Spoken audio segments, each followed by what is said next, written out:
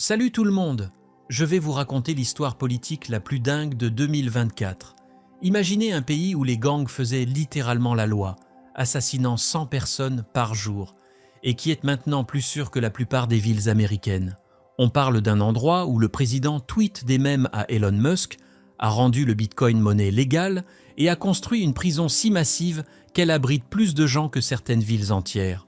Voici l'histoire hallucinante de Nayib Bukele, un millénial de 43 ans qui est devenu président et qui a dit « Non les gars, on arrête ces conneries de gang », puis qui a procédé à emprisonner 2% de toute la population de son pays. Je n'exagère même pas. Certains l'appellent un dictateur, d'autres un génie. Mais voilà le truc, son taux d'approbation est de 95%. 95%. C'est plus élevé que votre pizzeria préférée sur Google Reviews. Alors accrochez-vous parce qu'on va plonger dans comment ce mec a construit ce qu'il appelle la 8e merveille du monde, une méga prison qui fait passer Alcatraz pour une colonie de vacances. Bon, parlons du CECOT. Et non, ce n'est pas une nouvelle crypto-monnaie, ça veut dire Centre de confinement du terrorisme. Et c'est complètement barré. On parle d'une prison qui détient 40 000 détenus. Laissez-moi vous mettre ça en perspective. C'est plus grand que la population de villes entières en France.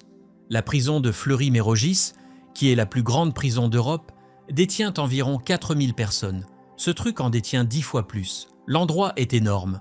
On parle de 166 hectares. C'est comme 230 terrains de foot, tous reliés ensemble. 8 bâtiments, 5 étages chacun, et voilà où ça devient fou. Chaque cellule fait environ 3 mètres sur 4 et ils y entassent 6 à 12 personnes. Ouais, vous avez bien entendu. Ces mecs se marchent littéralement dessus tous les soirs. Mais voilà ce qui rend cet endroit absolument brutal. Il n'y a eu qu'un équipement. Rien du tout. On parle de lits métalliques sans matelas, riz et haricots 3 fois par jour, c'est tout, et exactement 1800 calories par jour. C'est à peine assez pour vous maintenir en vie. Pas de télé, pas de livres, pas de colis de la maison. Rien. Et tenez-vous bien, les détenus n'ont même plus de nom. Ils ne sont que des numéros. Imaginez passer de Carlos ou Miguel à prisonnier 24 601. C'est de la guerre psychologique pure et dure. La sécurité est absolument dingue. On a 1200 gardiens qui sont pratiquement des mini-armées, 12 périmètres de sécurité différents, des clôtures électriques, des tours de garde tous les 150 mètres et des brouilleurs de signal, donc vous ne pouvez même pas avoir de réseau si vous essayez. Voilà le truc dingue. La construction a coûté 110 millions de dollars. Pour un pays où la personne moyenne gagne comme 350 € par mois, c'est un investissement massif. Mais Bukele était genre « regardez-moi ça » et les résultats parlent d'eux-mêmes. Le taux de meurtre est passé de 3000 par an à 60. Ce n'est pas une coquille, 60, c'est une baisse de 98%. Le Salvador est passé de capitale mondiale du meurtre à avoir un taux de criminalité plus bas que la plupart des grandes villes américaines. Alors qui est ce type? Nayib Bukele n'était pas un politicien de carrière ou un homme fort militaire. Le mec a commencé en dirigeant une agence de marketing à 18 ans. C'était pratiquement le gars qui faisait des pubs Instagram avant qu'Instagram existe. Son background est fou aussi. Père palestinien, mère catholique et lui, il est musulman. On peut parler de diversité, non? Mais voilà ce qui est fou. Il se faisait un paquet de fric dans la pub, travaillait avec de grosses marques, vivait la belle vie. La plupart des gens se seraient arrêtés là. Mais en 2012, quand il avait 31 ans, il s'est dit « Vous savez quoi? Je vais réparer tout ce pays ». Il a commencé petit, est devenu maire d'un petit bled appelé Nuevo Cuscatlán. Population 7000 personnes.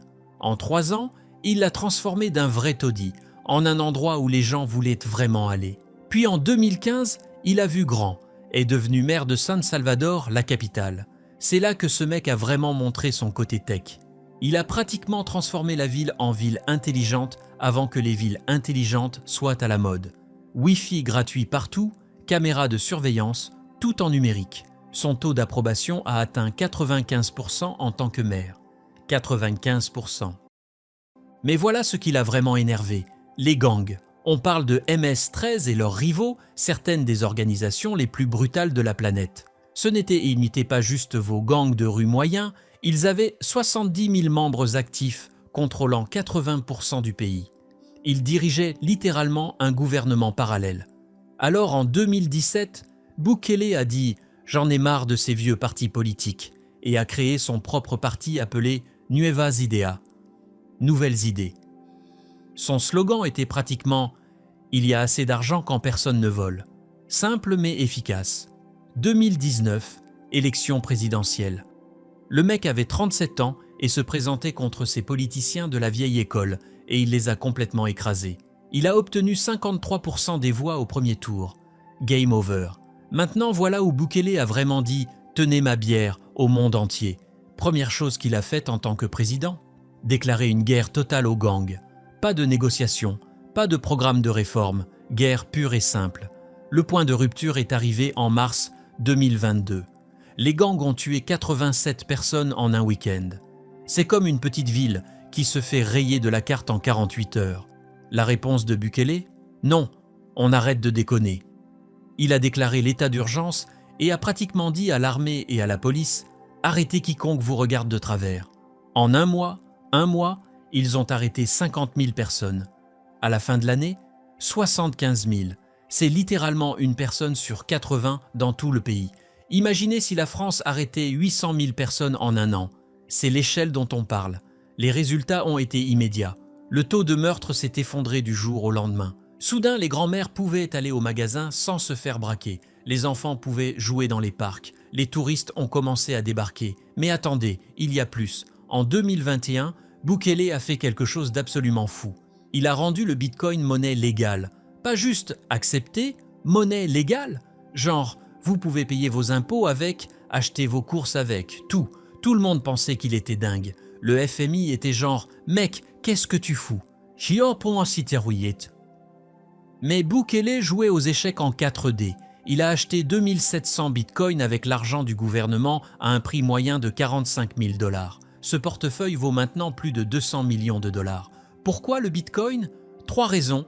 Premièrement, 70% des Salvadoriens n'ont pas de compte bancaire, mais ils ont tous des smartphones. Le bitcoin règle ça.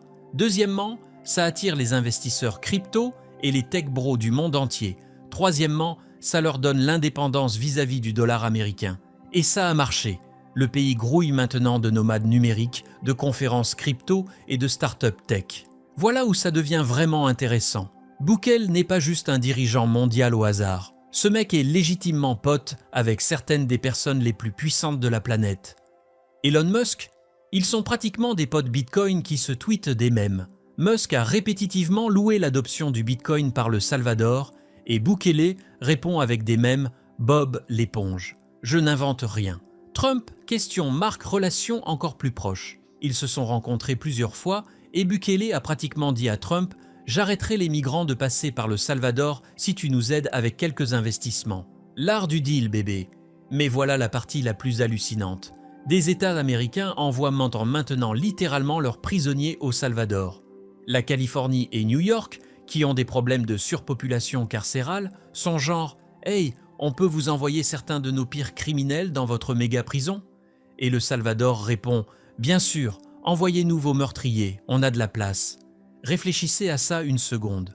Il y a 5 ans, le département d'État américain disait aux Américains « N'allez pas au Salvador, vous allez probablement mourir. » Maintenant, des retraités américains y déménagent parce que c'est plus sûr que Détroit. Alors voilà le deal.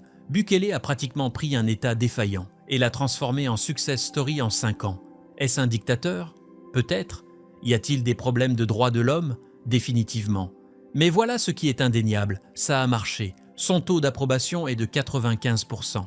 En 2024, il a remporté la réélection avec 85% des voix. Ce ne sont pas des chiffres bidons d'élections soviétiques. C'est une popularité genuine de gens qui se souviennent quand leur pays était une zone de guerre. La vraie question est, est-ce que ce modèle peut marcher ailleurs ? Peut-on échanger quelques libertés contre la sécurité et la prospérité ? Bukele est-il un génie ou un précédent dangereux ? Les villes américaines, avec une criminalité croissante, prennent définitivement des notes. Certaines sont genre « peut-être qu'on a besoin de notre propre Bukele ». D'autres sont genre « c'est de l'autoritarisme terrifiant ». Qu'est-ce que vous en pensez ? Échangeriez-vous quelques libertés civiles contre une réduction de 98% de la criminalité ? Dites-moi en commentaire. Si ça vous a bluffé, likez, abonnez-vous pour plus d'histoires politiques folles et activez les notifs. Croyez-moi, vous ne voulez pas rater ce qui va se passer ensuite dans ce monde de fous dans lequel on vit.